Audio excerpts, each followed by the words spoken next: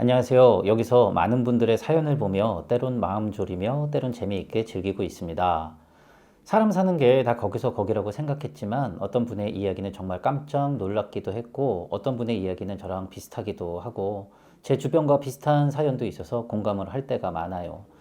그러다가 저도 너무나도 황당하고 제 60 넘은 인생을 뒤집어 놓을 만한 사건이 생겨서 이렇게 용기 내 사연을 보내봅니다. 저는 평생 연구만 하며 살아온 사람입니다. 어떤 연구인지 말씀드리긴 좀 곤란하고요. 그냥 어느 기업 연구소에서 연구 개발을 하다가 이제 퇴직하고 책 쓰며 그리고 가끔 강의 다니면서 말년을 보내고 있는 사람이기도 합니다. 솔직히 대학 교수도 아니고 그렇다고 연구 논문을 발표한 과학자도 아니라서 조금 애매하긴 하지만 그래도 한 분야에서 열심히 일했더니 가끔 찾아주는 분들이 계셔서 입에 풀칠하고 살고 있습니다. 그만큼 몸과 마음에 여유가 생겼다는 거죠. 그러다 보니 회사 다닐 땐 신경 못 쓰던 부분도 관심을 갖게 됐고 그 중 하나가 조경하고 내 집 만들기였습니다. 돈만 있으면 내 집에다가 멋진 정원을 만들 수 있겠죠. 하지만 내 손으로 직접 정원을 만들고 집을 짓는다면 그 느낌이 다릅니다. 그래서 여유도 있으니 한번 해보자는 무모함으로 경기도하고 충청도 사이에 대대로 내려오는 땅이 있었는데 거기에 집을 짓기로 했어요. 아내는 이미 제가 정년 퇴직하기 3년 전에 지병으로 세상을 떠났고 아들놈 둘은 이미 결혼해서 제 품을 떠났기 때문에 전 마음껏 혼자 살아도 됐거든요. 사실 많은 망설임도 있었습니다. 외진 곳에 그리고 이 나이에 혼자 살아도 괜찮을까? 정든 도시를 떠나서 나 혼자 지낼 수 있을까? 여러 가지 복잡한 생각이 들더군요. 하지만 고정적으로 출퇴근하는 직장이 있는 것도 아닌데 굳이 도시에서 살 이유도 없고 매연 덩어리 공간에서 할 일도 없이 공원을 왔다 갔다 하면서 하루 시간을 보내느니 차라리 내 텃밭을 가꾸며 시간을 보내다가 강연일이 들어오면 잠깐 도시에 나갔다가 들어오는 게 훨씬 낫겠다는 결론을 냈습니다. 저의 결정에 아들도 찬성을 해줬고요. 그래서 일단 귀농하는 법부터 알아봤는데 제가 전업 농사를 지을 것도 아니고 굳이 머리만 복잡해서 원점부터 시작했죠. 마침 이래저래 인맥이 좀 닿는지라 집 짓는 전문가의 도움을 받아서 집 짓는 수업도 받고 직접 제가 참여를 해서 집을 지었습니다. 그 과정이 좀 힘들긴 했지만 제겐 정말 많은 배움이 생겼죠. 먼저 집을 지으면서 건축물에 대한 이해가 많이 생겼습니다. 두 번째는 뭐든지 사람의 손길이 중요하니 인맥 관리를 더 잘해야겠다는 생각이 들었죠.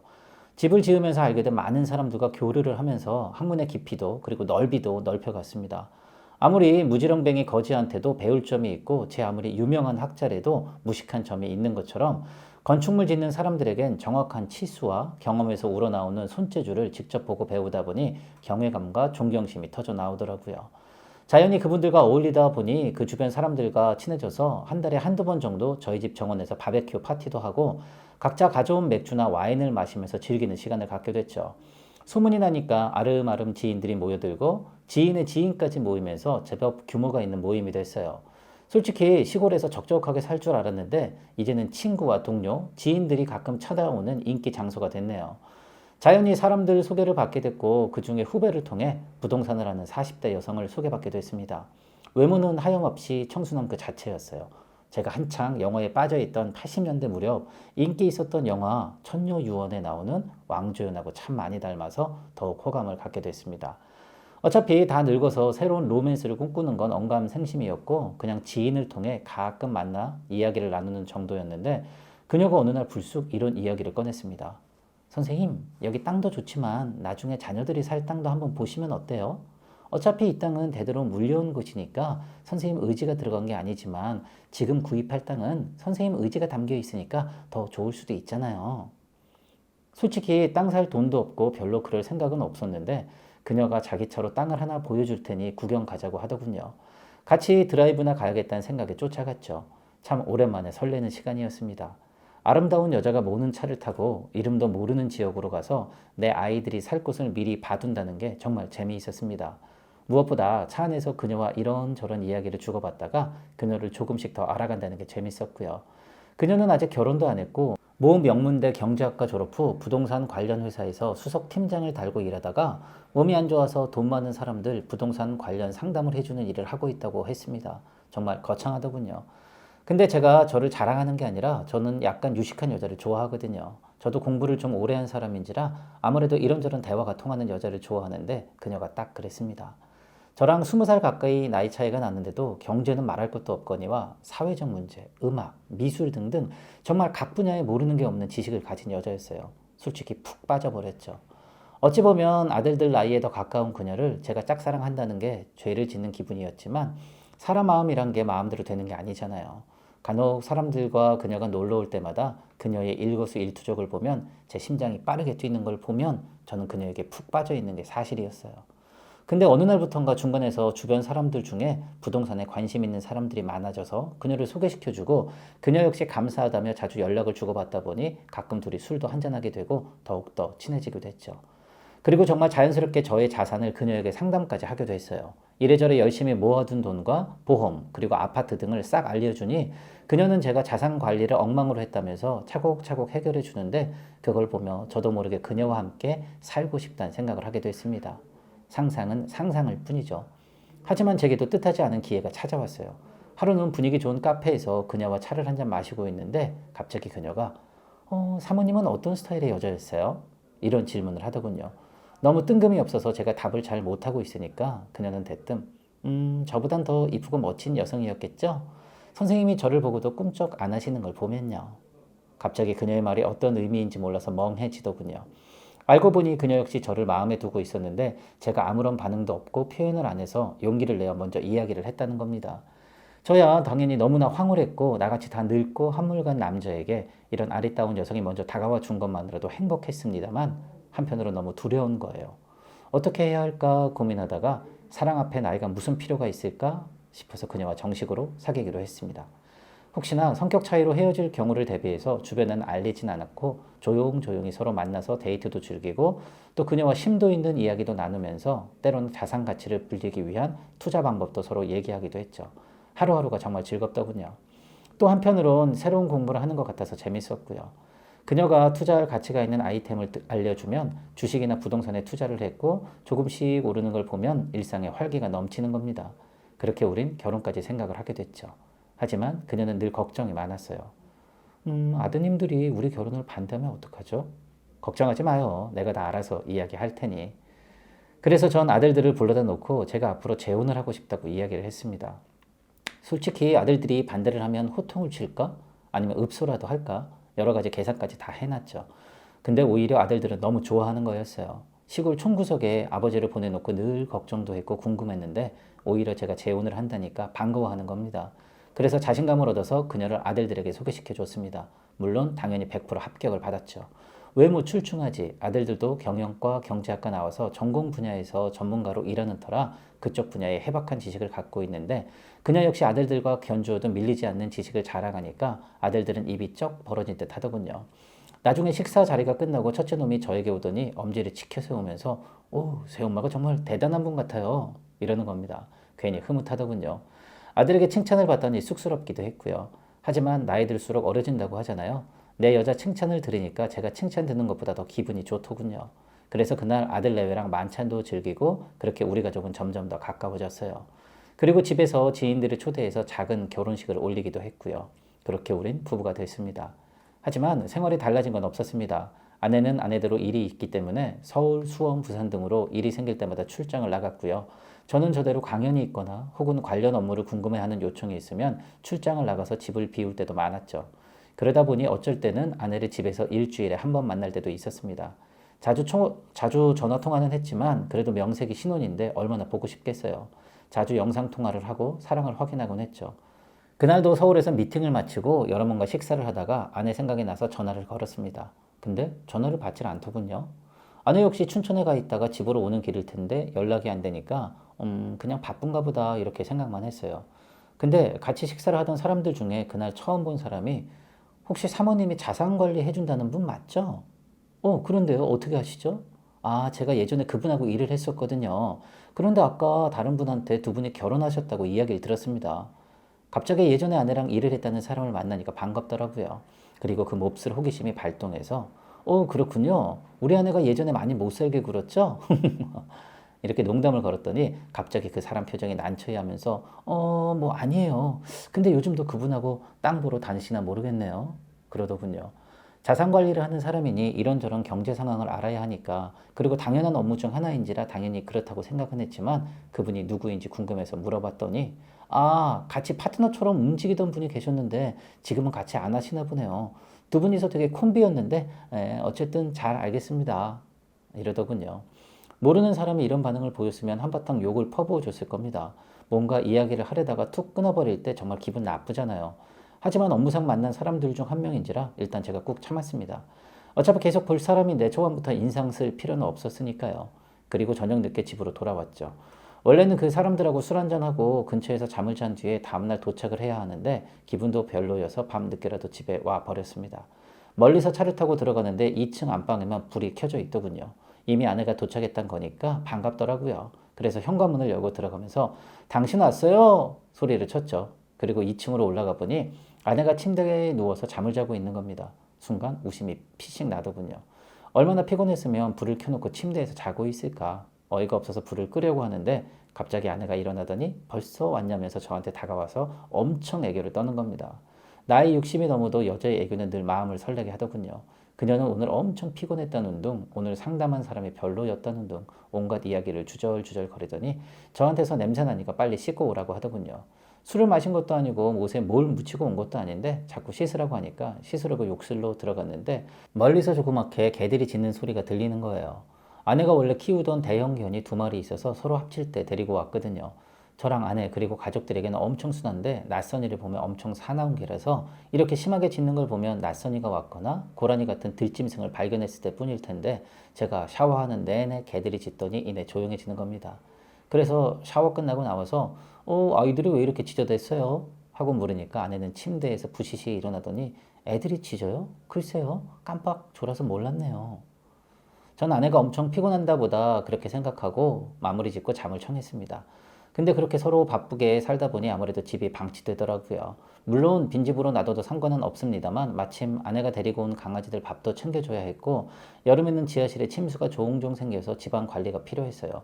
게다가 시골 마당에 풀은 왜 이리 빨리 자라는지 며칠만 놔둬도 마당이 완전 정글같이 변해버리거든요.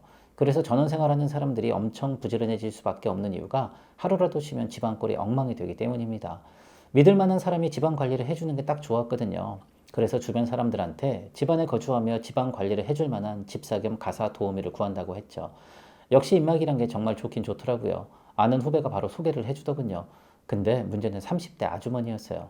남편이 사업 실패로 집에 돈이 필요한데 지금은 별거 중이고 생활할 곳은 마땅치가 않은데 아이는 키워야 하니까 우리 집에서 아이를 키우면서 생활도 하고 대신 집안 관리를 해주겠다는 겁니다. 소개를 해준 후배가 불쌍한 친구예요. 남편이란 놈이 이혼 안 해주려고 머리 엄청 굴리는데 그 친구는 어떻게든 살아보려고 발버둥 치고 있거든요. 선배님이 좀 도와주세요. 어차피 집도 넓고 빈 방도 많은데 그중에 방 하나 쓰라고 하면 되고 집에 안 계실 때도 많은데 그동안 그 친구가 집안일도 해놓으면 좋잖아요. 생각해보니까 그렇게 나쁜 조건은 아닌 것 같더군요. 솔직히 그 외진 곳에 가사 도우미가 와서 상주하려면 돈도 많이 달라고 할 텐데 자기 숙박만 해결해주고 아이 키우게만 허락해준다면 돈은 크게 필요하지 않다고 하니까 나쁘진 않다는 생각이 들었어요. 근데 아직 가사 도우미를 하기엔 어려 보여서 걱정이 됐는데 소개를 해주는 후배가 걱정하지 말라면서 그 친구가 식당 경력이 오래돼서 요리뿐만 아니라 잡다한 일은 척척 잘한다는 겁니다. 일단 믿을 만한 후배라서 그 말을 믿고 아내에게 가사 도우미의 딱한 사정을 이야기하며 의견을 구했어요. 어차피 여름 한철만 써볼 거니 어떠냐고 의견을 물었더니 아내가 가사 도우미 이야기를 듣더니 아이 딸린 30대 아줌마라고요? 뭔가 엄청 고민하더니 사진이 있어요? 이러는 겁니다. 그래서 굳이 그럴 필요 없이 직접 만나자고 해서 가사 도우미와 아내 그리고 저 이렇게 셋이 시내 카페에서 만나서 인사 나누고 형식상으로 이력서를 한 통 받아뒀습니다. 이력을 보니 나름 화려하더군요.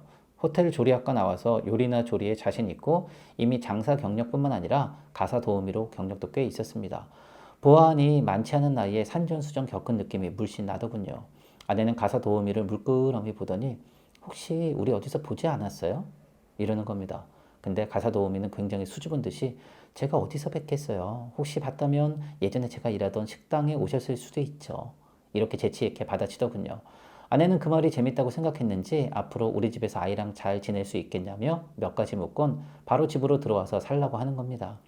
역시 뭐든지 한번 추진하면 바로바로 결정하는 여장부 스타일답게 아내는 즉석에서 콜을 했어요.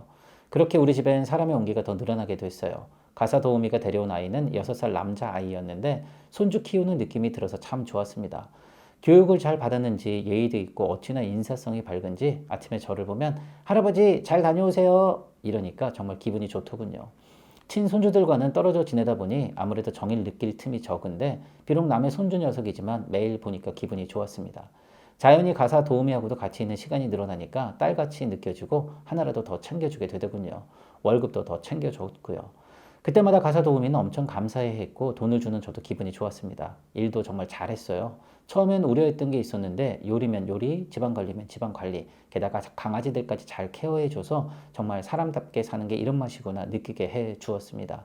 그런데 가사 도우미가 잘하면 잘할수록 아내는 뭔가 못마땅한 눈치였습니다. 그러던 어느 날 저에게 아내가 근데 처음엔 석 달만 일한다고 하지 않았어요? 여름에만 잔디 관리랑 애들 밥 주는 거, 그리고 지하실에 빗물 이런 거 때문에 쓴다고 했지. 이제 여름 다 지났는데 안 내보낼 거예요? 이렇게 따지더군요. 그래서 저는 아니 저렇게 일도 잘하는데 어떻게 내보내요? 뭐 잔디랑 강아지 밥도 문제지만 그래도 우리 나갔다가 들어오면 맞아주고 밥도 챙겨주고 당신은 출장을 자주 나가니까 모르겠지만 나야 하루 종일 집에 있을 때도 많은데 가사 도우미가 삼시세끼 챙겨줘서 든든할 때가 많아요. 그러니 애가 초등학교 들어갈 때까지만이라도 여기서 돈 좀 모으게 돌봐줍시다. 마치 제 딸처럼 느껴져서 아내에게 이렇게 이야기를 했더니 아내는 갑자기 짜증을 확 내면서 우리도 신혼 느낌도 좀 내고 자유스럽게 살아야 하는데 쟤들이 있으니까 그런 기분이 안 나잖아요. 아, 몰라요. 저는 딱 올해까지만 봐줄 거니까. 이러면서 방으로 들어가더군요. 그래도 이미 가사 도우미 가족과 너무 가까워진 터라 바로 내칠 수는 없고 저는 그냥 아이가 초등학교 들어가거나 아니면 가사 도우미가 우리 집에서 작은 가게 하나 정도 벌 정도로 돈을 모을 수 있는 기반이 되면 좋겠다는 생각이 들었어요. 그래서 가사 도우미를 불러다 놓고 앞으로 집안일 외에 시간이 빌 때는 요즘 인터넷으로 돈도 벌고 그러는 경우 많다던데 소일거리라도 해봐. 월급은 내가 넉넉히 줄 테니까. 그걸 잘 모아서 나중에 대비해두고 그래야 아이 커서 학교 보낼 수 있지. 여기서 계속 등교시킬 수는 없잖아. 그리고 용돈 보태쓰라고 돈도 더 쥐어줬죠. 그랬더니 엄청 고마워하더군요. 그리고 아내가 껄끄러워하니까 한 달에 2번 정도는 아이 데리고 시내로 나가서 1박 2일 정도 휴가를 다녀오라고 했습니다. 집안일이라는 게 따로 휴가가 없잖아요. 솔직히 우리 집에서 바쁜 일이 딱히 없긴 했지만 이렇게라도 밖으로 나가도록 해줘야 아내도 좋아하고 가사 도우미 나름대로 힐링이 될 거라고 생각했습니다. 그리고 곰곰이 생각해보니 가사 도우미에게 앞으로 뭘 해줘야 먹고 살 길이 있을까 궁리를 하게 되더라고요. 계속 우리 집에 있게 해줄 수는 없고 먹거리라도 만들어줘야 되는데 그러다 보니 자연스럽게 가사 도우미 행동을 유심히 보게 되더군요. 딱 알맞는 직업이나 생활 패턴에 맞는 일을 소개해주고 싶은 생각이었습니다. 친아들 같으면 불러다 놓고 대놓고 물어볼 텐데 아무래도 딸을 키워본 적이 없으니까 조심스럽더라고요. 아무리 가깝게 지낸다고 해도 남은 남이었으니까 근데 유심히 보기 시작하면서부터 가사 도우미한테 조금 이상한 점이 있는 겁니다. 뭐랄까 조금씩 선을 넘는 행동을 하더군요. 예전에 비해서 조금은 과감해졌다는 표현이 맞겠죠. 정말 자기가 친딸이라도 된 듯이 행동하는 거였어요. 솔직히 그전 같으면 그냥 신경도 안 썼을 텐데 제가 그렇게 생각을 하기 시작하니까 거슬리기 시작하더군요. 예전엔 시키기도 전에 일을 했다면 이젠 시켜도 마지못해 하는 느낌이 들고 반찬도 예전에 비해 정성도 부족하고 오히려 제가 더 집안일에 열중하고 가끔 보면 아들이랑 둘이서 소파에 앉아 TV를 보고 있고 제가 시내에 가서 장을 봐올 때도 있었습니다. 뭔가 주객이 전도된 느낌이었어요. 그전엔 왠지 내가 할아버지가 됐고 딸과 손주가 집에 있다고 생각했었는데 이젠 슬쩍 눈에 가시처럼 느껴지는 거예요. 그런데 아주 특이한 것은 아내가 오면 가사 도우미 행동이 로봇처럼 바뀌는 겁니다. 정말 똑부러지게 일하려고 하고 뭐 하나라도 꼬투리 안 잡히려고 하는 모습이더군요. 게다가 저희 집에 차가 2대인데 아내 차를 세차까지 해주는 거예요. 제 차는 제가 관리를 하는 통에 건들지 말라고 했는데 가사 도우미는 자기가 아내 차를 세차해주겠다며 때가 되면 아이랑 같이 손 세차까지 해주더군요. 괜히 질투도 나고 왜 저러는 거지 궁금하기도 하고 한편으로는 내가 너무 편하게 대해주니까 나를 무시하는 건가 기분이 나쁘기도 했습니다.